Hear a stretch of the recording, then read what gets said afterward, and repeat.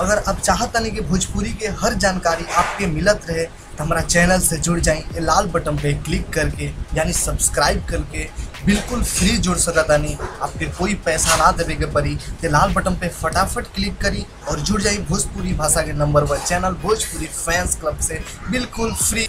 नमस्कार, प्रणाम, आदाब, आप सबके बीच में एक बार फिर से हाजिर बने लेके भोजपुरी के ताज़ा और नया जानकारी। तो चलिए फटाफट हमारे चैनल को सब्सक्राइब करिए ना भूलें। आपके बतावे जा रहा है सोशल मीडिया पर आजकल एगो पवन सिंह के ई फाइट के सीन जौन बा वायरल हो रहा बा और लोग ये जानल चाहता है कि आखिर इस सीन जौन बाटे कौना फिल्म में के बाटे। लोग की पता नहीं के चल पाओ, लेकिन आपके बतावल चाहता नहीं कि फिल्म जौन बा पवन सिंह के एगो फिल्म के शूटिंग चल रहा बा, जाना फिल्म के नाम है सैया सुपरस्टार। जी भैया, सैया सुपरस्टार फिल्म जौना में संजय पांडे और पवन सिंह जी फाइट करत नजर आ रहा बा। लोग काफ़ी ये लोग के शरीर पे ब्लड भी फेंकल गई बा और ब्लड ना कलर हटे, लेकिन ब्लड दिखावल जाला फिल्म में मार फाइट सीन बाटे में।